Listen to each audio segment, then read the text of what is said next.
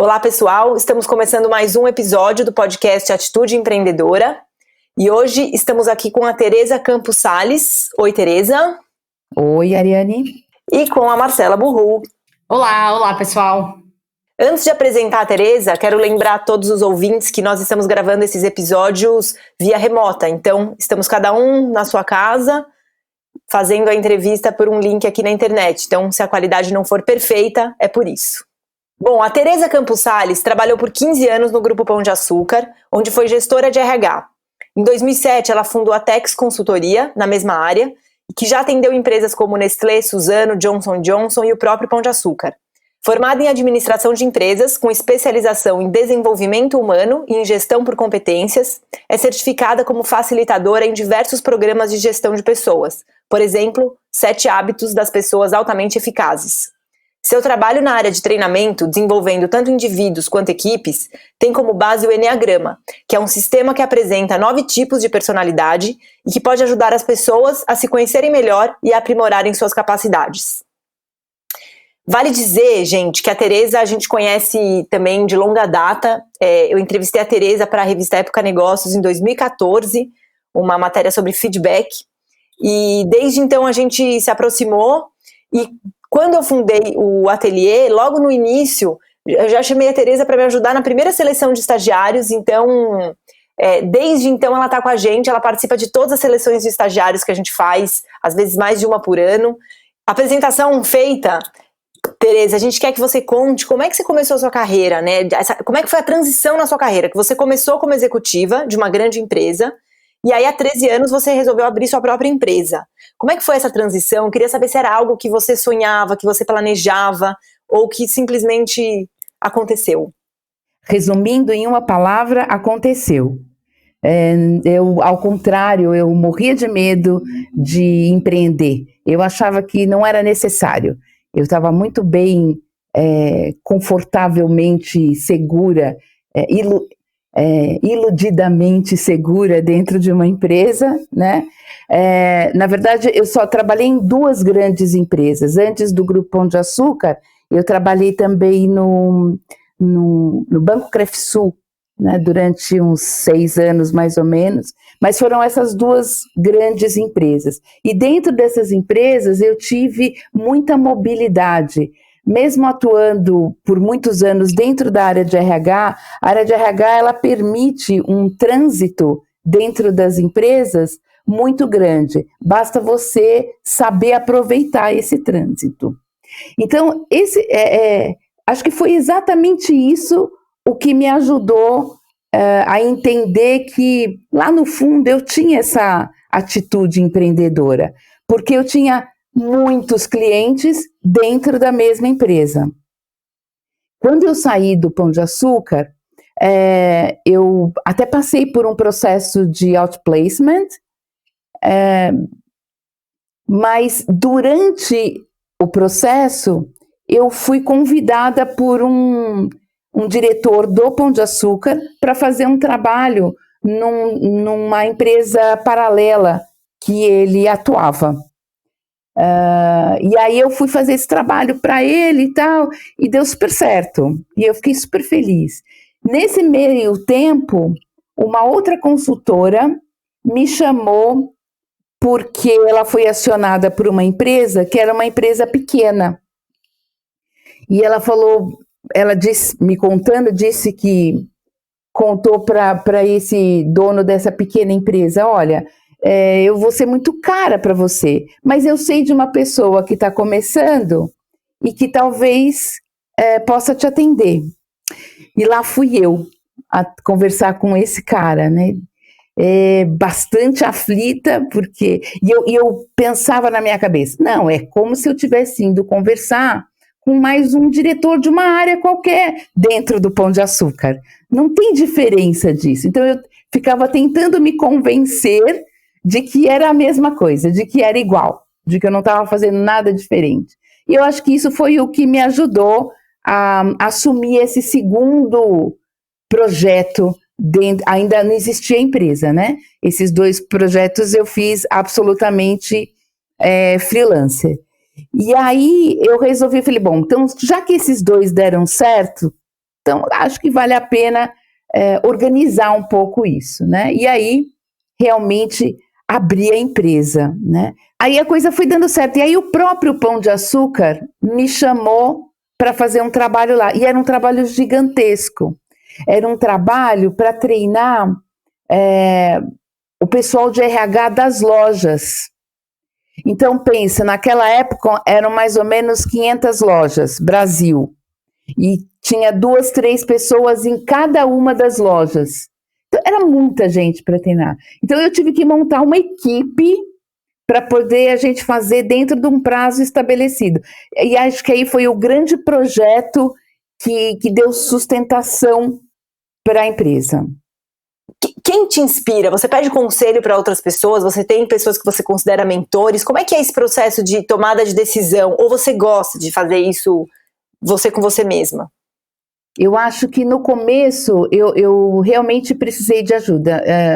Eu acho que tem particularmente uma pessoa que vale a pena mencionar, que é a Márcia, a Márcia Neuding, da Neuding Consultoria. Foi ela que me indicou aquele primeiro cliente. Ela trabalhou para o Pão de Açúcar e durante o trabalho dela no Pão de Açúcar a gente estabeleceu uma relação muito legal e de uma confiança muito grande. E eu acho que ela foi uma das pessoas com as quais eu conversei muito no começo, para ouvir, para ver como foi a trajetória dela, mais no papel de mentoria mesmo, né? Assim, de poder usar a experiência dela para poder transferir para o meu trabalho. Eu acho que teve uma outra pessoa também, que foi a Andrea da Integration, também foi uma pessoa com quem eu conversei bastante naquela época, também pelo mesmo motivo. Foram as pessoas com as quais eu convivi, as consultorias com as quais eu convivi dentro do Pão de Açúcar e que eu estabeleci uma relação mais próxima e que eu podia contar com elas nesse momento de dúvidas e de dar um passo maior ou não. Agora, eu também tenho vários parceiros, parceiros que são da mesma área, que fazem trabalhos iguais ao meu e que a gente acaba trocando muito. Então, na hora de construir um projeto novo, por exemplo, agora eu estou construindo um programa de treinamento para liderança, para quem acabou de ser promovido, que está num primeiro movimento de liderança, junto com a Isabel Soares. Então, é uma parceira minha, a gente se conheceu no meio da vida aí, fazendo cursos, e também estabelecemos uma relação bacana e a gente vai bem construindo coisas juntas. Então, eu uso esse tipo de parceria. Qual foi o momento mais difícil da sua jornada empreendedora? E qual foi o momento em que você falou, é isso? Claro que certezas a gente nunca tem, mas não tenho mais dúvida de que é isso. Eu acho que quando eu finalizei esse projeto que eu falei grande do Pão de Açúcar, eu falei, agora não dá para voltar. Na verdade, eu tinha feito um projeto no Pão de Açúcar, enquanto funcionária, junto com a McKinsey, e foi uma parceria que deu muito certo, eu, a McKinsey e o Pão de Açúcar, quer dizer, eu estava ainda como funcionária do Pão de Açúcar. E depois teve um movimento em que um projeto muito semelhante ia ser feito no Carrefour, com a McKinsey também, e aí eu acabei sendo chamada para participar desse projeto, para entrar com a parte de motivação, de desenvolvimento das pessoas, de acompanhamento, que eu fazia no Pão de Açúcar. Então, quase que foi uma dobradinha. Aí, a partir daí, então, eu não tive dúvida. Eu me lembro, inclusive, que a diretora de RH na época, lá do Carrefour, falou assim, a gente quer você como funcionária. E eu falei, não, obrigada. O meu trabalho vai agregar muito mais se eu estiver fora da empresa do que se eu estiver vivendo as dores da empresa, as dores do cotidiano da empresa, né?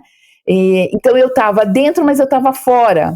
E esse papel duplo de dentro e fora contribui muito mais para para o sucesso do meu trabalho do que se eu estiver dentro com as dores do dia a dia de cada empresa. Você tem um trabalho de desenvolvimento e enfim, desenvolvimento de equipes e de pessoas bem profundo, né? Qual que é a diferença de quando você está trabalhando com indivíduos e quando você está trabalhando com grupos? E dá para ser tão profunda com grupos quanto você é com indivíduos? Dá, mas vai depender da disponibilidade do grupo para isso, né? Então, a mesma coisa no individual. O individual, eu posso querer ser absolutamente profunda, mas a profundidade vai na medida do quanto quem está sendo trabalhado quer esse trabalho. Porque a gente falar de desenvolvimento é um trabalho árduo, é um trabalho doloroso. A gente vai ter que mexer em feridas, a gente vai ter que mexer, mesmo quando a gente fala do trabalho profissional, eu vou ter que ir atrás daqueles feedbacks difíceis que você recebeu, para a gente poder mexer em alguma coisa. E isso mexe na emoção do indivíduo. Então, ele precisa querer, porque senão ele pode fazer de conta que está tudo bem e ficar na superfície e não querer de fato se desenvolver. Aquele que quer de fato se desenvolver, tanto faz estar no grupo ou estar no individual, né? Agora, é óbvio que no grupo acaba sendo um pouquinho mais difícil, porque eu tenho que ter todo mundo na mesma pegada. E aí é difícil estar todo mundo na mesma vontade desse aprofundamento. Às vezes o líder está super afim de que todo mundo... E acaba ficando muito claro no trabalho quem não está afim. Então acaba sendo até uma forma do líder entender melhor a sua equipe, né? De que, fulano quer ir fundo, Beltrano nem tanto. Então isso acaba sendo uma dica para o líder de como é que ele vai lidar no dia a dia com essas coisas.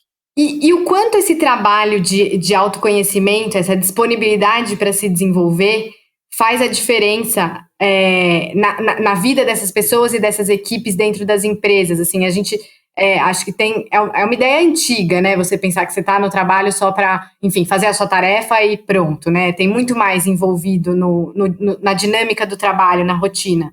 Faz toda a diferença, absolutamente toda a diferença. Imagine a seguinte situação, a gente acabou de se encontrar para fazer um trabalho juntas, então a gente não se conhece, né? Nem eu me conheço e nem eu conheço vocês que estão nesse novo trabalho. Muito bem, nós vamos jogar este jogo com uma superficialidade muito grande e com uma máscara daquilo que a gente acha que é e acha que é o que o ambiente vai solicitar para a gente. Então vai ser tudo de mentirinha, nada vai ser de verdade, porque tem uma série de personagens lidando nesse ambiente. Quando eu começo a conhecer o grupo, o que vai acontecendo? Essas máscaras vão caindo.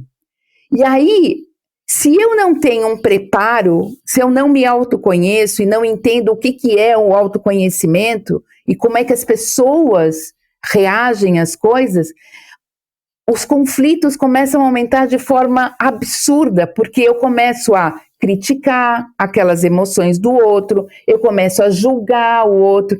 Ele está fazendo isso por causa daquilo. Ele está fazendo aquilo outro porque não sei o quê. Acho que ele não gosta de mim, então eu não vou gostar dele. Então você, ao invés de você aproximar as pessoas, você distancia mais ainda. Então você só provoca mais conflitos e mais imaginação das pessoas. As pessoas começam a criar quem são as outras. Já que elas não conhecem a pessoa, elas criam o que aquela pessoa é. E aí, quando isso vai desmoronando, só vai piorando o relacionamento. Vai ficar num momento absolutamente improdutivo e insustentável aquele grupo de pessoas juntos. Ao passo que, se eu tenho autoconhecimento, se as pessoas que estão ali também se conhecem, elas começam a entrar nesse grupo com mais verdade. Porque elas não precisam mais daquela máscara. Porque elas se conhecem, elas sabem quem elas são, isso traz muito mais segurança para elas. E elas podem ir com mais verdade na relação. E aí tudo fica mais fácil. E se por acaso elas escorregarem em alguma coisa, elas são capazes de dizer, desculpem, escorreguei. Não é que eu não queria fazer assim, eu queria fazer de outro jeito. E isso é possível. E o outro, por sua vez, também vai falar assim, não, ok, entendi que você escorregou, sem problema, tá perdoado. E segue em frente. E aí a produtividade vai ficar muito maior. O que o autoconhecimento tem a ver, na sua opinião, com a atitude empreendedora? As pessoas que têm autoconhecimento então, tendem a ter uma atitude mais empreendedora? De que forma isso se manifesta, se for verdade? Eu acho que não tem a ver com ter mais ou ter menos. Tem a ver com a forma como você lida com a atitude empreendedora. Porque você pode ser uma pessoa extremamente empreendedora, que arrisca pra caramba, mas você está fazendo tudo sem entender porque está fazendo. Você está fazendo porque... é difícil responder assim, minha cabeça vai direto para o Enneagrama. E aí você, dependendo do tipo de personalidade, isso vai funcionar de uma maneira diferente, né? Então, você não quer aproveitar e contar pra gente o que é esse Enneagrama? Que framework é esse com o qual você trabalha tanto? Tá bom, o Enneagrama é um sistema de autoconhecimento e autodesenvolvimento. É um sistema milenar, ele é muito, muito antigo, e que foi sendo passado só de forma oral durante muitos e muitos anos. Quando foi no começo do século passado, começaram então a ter algumas coisas mais escritas a respeito de Enneagrama, a partir de um cara chamado Gurdjieff, mas ainda de uma forma bastante de difícil compreensão. Foi mais no final do século passado, na década de 70, mais ou menos, que isso foi trazido numa linguagem mais psicológica, vamos dizer assim, e traduzida de uma forma mais psicológica para ser mais facilmente compreendido. Resumindo, são 9 tipos de personalidade,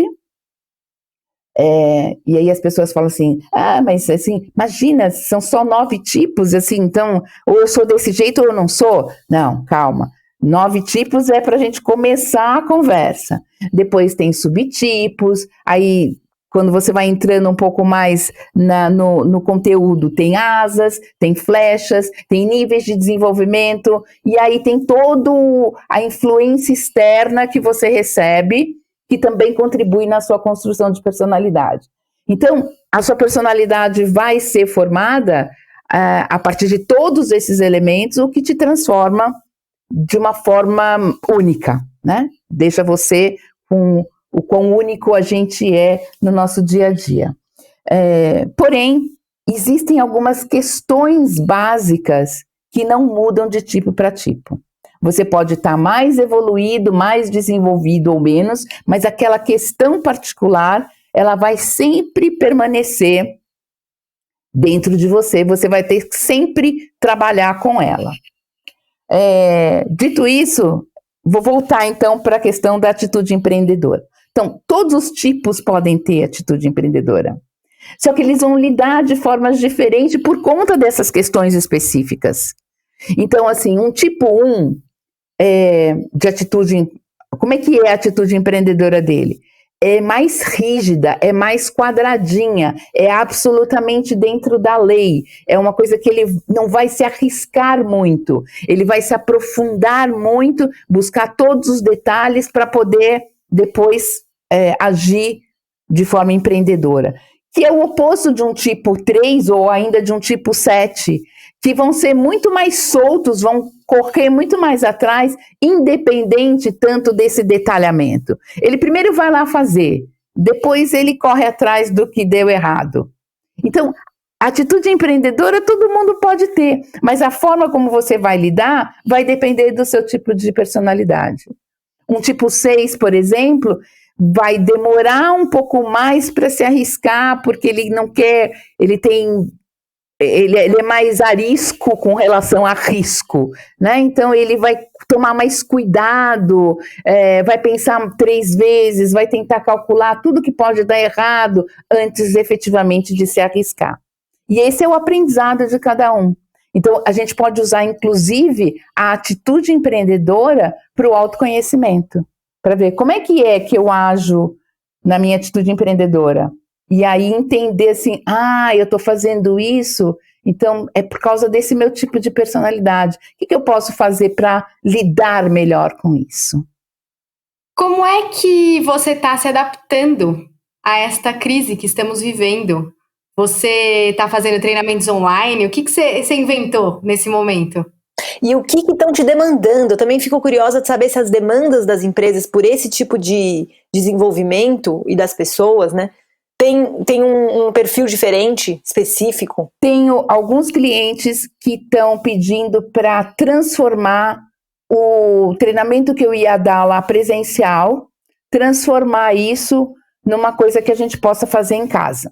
E resolvi escrever um livro também. Você pode contar pra gente sobre o que vai ser esse livro? Eu acho que das coisas que eu aprendi na vida, uma das coisas mais bacanas foi a questão do ser proativo.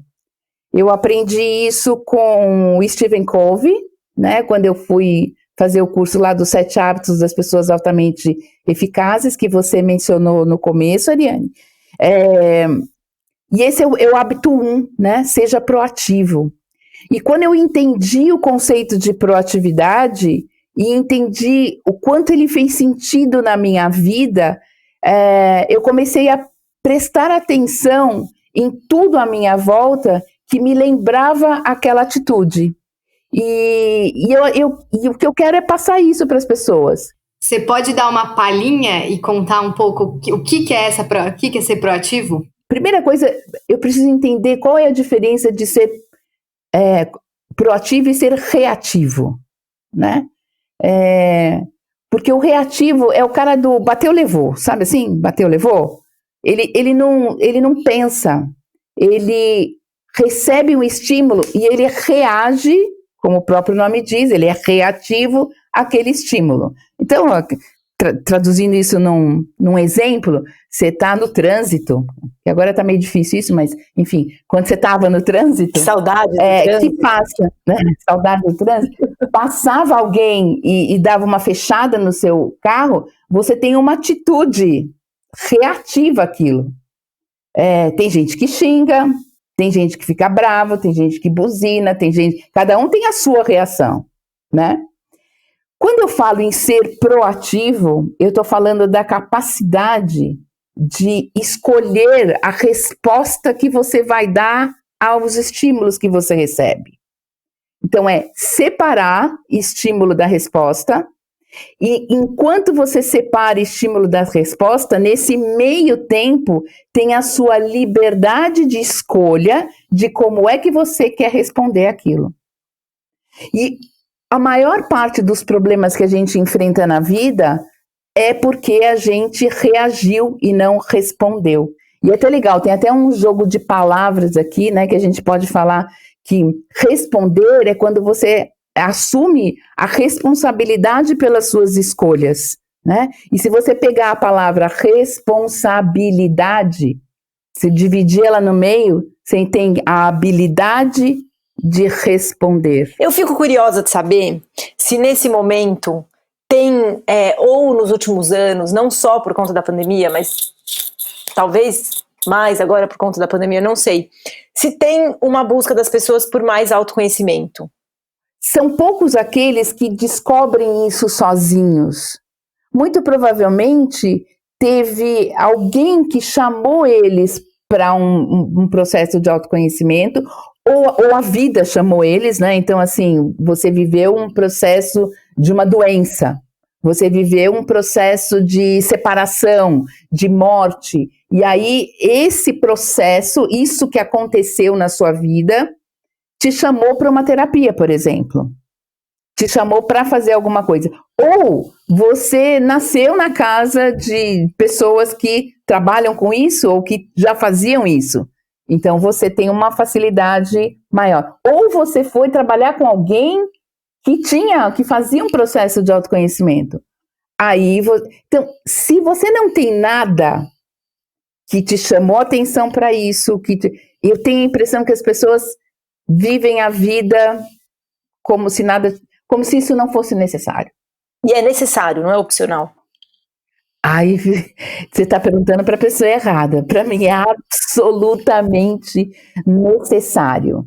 E olha, eu demorei um tempo para entender esta necessidade do jeito que eu entendo hoje.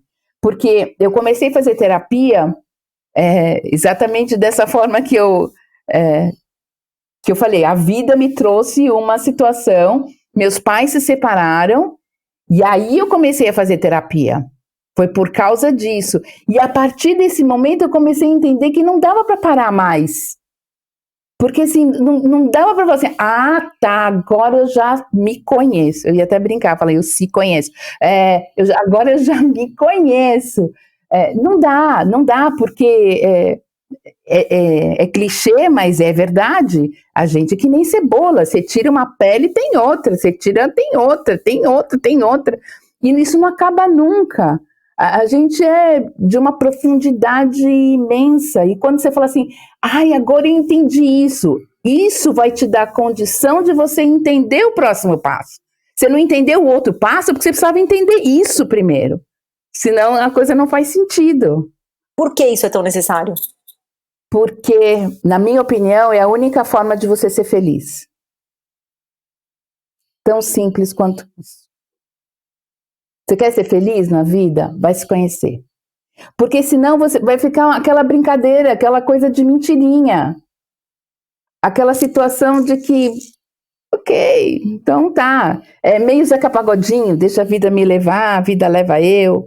Uma coisa meio assim, sabe? Assim, vai passando. Eu sempre me lembro de uma música do Vinícius, que diz, quem já passou por essa vida e não viveu, pode ser mais, mas sabe menos do que eu. E para mim, viver tem a ver com se conhecer.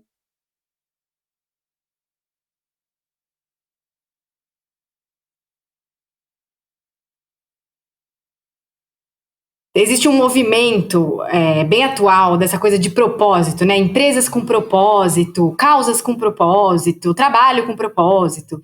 E a gente discute bastante isso no ateliê, de o quanto você vai encontrar o propósito num lugar, num trabalho, numa organização, e o quanto, na verdade, não é o contrário, né? Quer dizer, você consegue encontrar propósito em alguma coisa ou não? Isso tem que vir de dentro para fora. Como você vê esse movimento, essa obsessão pelo propósito? Eu acho que é importante você saber por que você existe. Ponto. E ter propósito nada mais é do que saber por que você existe. Afinal de contas, você está fazendo o que aqui? Isso tem a ver com o seu propósito particular. Quando as empresas nascem, elas deveriam ter também o porquê elas existem. Para que elas estão aí? Nem que seja para ganhar dinheiro, não importa qual o propósito. Importa ter isso claro. É saber que a gente está criando esse trabalho é só para ganhar dinheiro, a gente não quer mais nada com isso. Ou não, a gente quer isso para desenvolver as pessoas, não, a gente quer isso para, enfim, não importa qual o propósito, mas desde que ele exista, o porquê. O que acontece muitas vezes é que eu posso não conhecer o meu propósito ainda, porque estou no meu começo de vida, ou porque não olhei para isso, e eu posso ir trabalhar numa empresa que tem isso bem estabelecido e eu posso me encontrar no propósito da empresa. Isso pode acontecer. Né? Então eu falo assim, puxa, eu estou entendendo agora que era isso que eu queria fazer.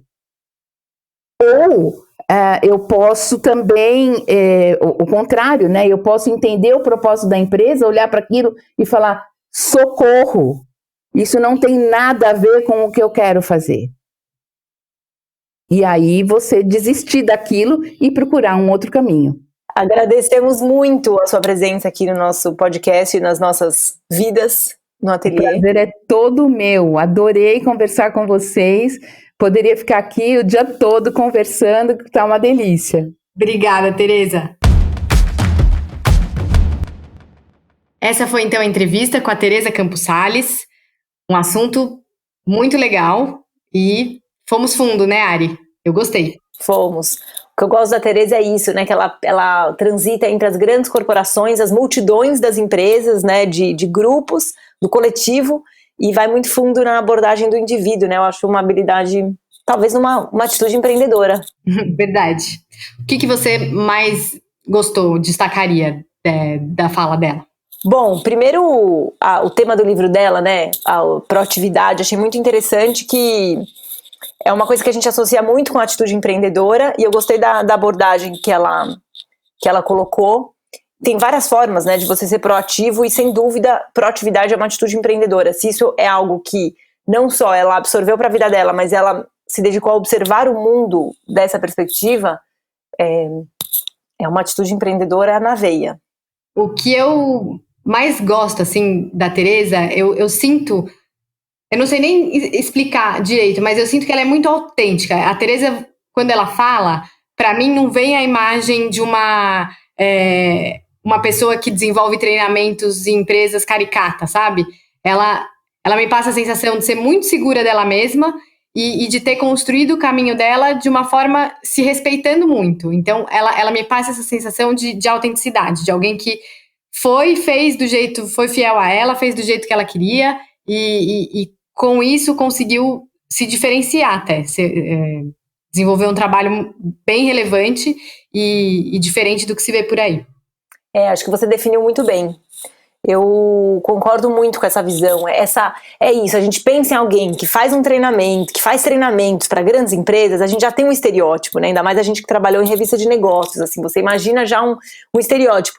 E a Tereza quebra isso, né? Pela profundidade, pelo jeito dela, sem dúvida, isso é uma atitude super empreendedora de ter construído o próprio caminho sem negar a natureza dela. É, na verdade, o que ela disse, que ela acredita, né? Que o autoconhecimento é o único jeito de ser feliz. Então parece que ela encontrou um caminho próprio por se conhecer e ao mesmo tempo sem brigar com o sistema, né? Conseguindo contribuir com o sistema, com as grandes corporações. Eu gosto também do que ela fala do papel dela de estar dentro e fora das empresas. É claro que isso depende muito da natureza do trabalho de cada um, mas eu vejo isso como uma atitude empreendedora, você conseguir ver de uma perspectiva diferente, não só daquele personagem dentro daquele contexto. Então, quando ela falou isso, que ela contribui mais, ela entendeu que ela conseguiria contribuir mais com as empresas. Estando fora, não estando identificada com as dores do dia a dia de cada empresa, também tem a ver com isso que você falou, né? Dela ter encontrado o lugar dela, o jeito dela de fazer as coisas e ter se diferenciado do todo, ter olhado por uma perspectiva que, claro, é a dela, mas é uma perspectiva de fora das empresas. E isso é um olhar empreendedor, é um olhar que você não fica limitado ao que você executa ou ao contexto micro que você faz parte, mas você conseguir interagir com o mundo, com as relações, não identificado com o contexto o tempo inteiro. Faz sentido? Com um olhar mais de longe, mais de fora, né? Exato. Legal, gente. Então ficamos por aqui. Esse foi mais um episódio do podcast Atitude Empreendedora e voltamos na próxima semana. Então tá, pessoal, até semana que vem. Valeu, até mais.